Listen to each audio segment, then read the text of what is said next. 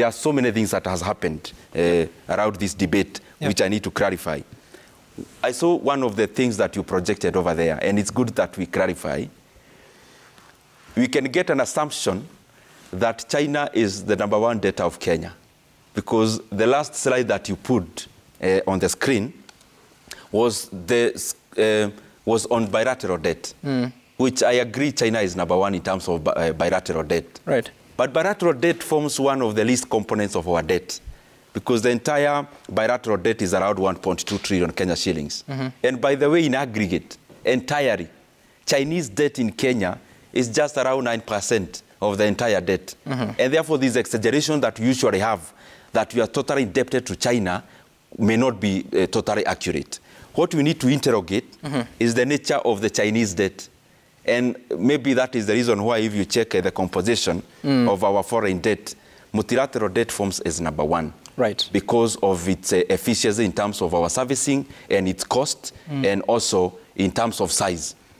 Maybe what we need to interrogate in terms of Chinese debt is the nature of bilaterals themselves. Right. Because bilateral loans by themselves are only second to commercial debt in terms of expense.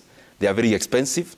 And also in terms of their terms, the terms that we always query, and that is the reason why we are running as a regime away from, or this administration, away from bilaterals, is because of also the conditions that come with bilateral loans. All right. Bilateral loans, majority of them are, for example, project loans, where you borrow money from a country, and let me make this point, Sam. You borrow money from a country. Many times I go around with the president, you hear some of the accounting officers, for example, describing some projects. This road is World Bank, this road is IMF, I don't know what. There is no money that belongs to IMF in Kenya. There is no money that belongs to World Bank, and that is the point I want to make in terms of bilaterals. Bilaterals come with specific conditions. For example, let me cite one of SGR. You borrow money from China. That money is no longer Chinese, because it's a loan that you are going to pay. Right. But then it comes with conditions, for example, that this contractor has to come from this country, these materials have to come from this area, these expertise have to come from this area, and that is the reason why we are shedding off these bilaterals to go to more sustainable loans, especially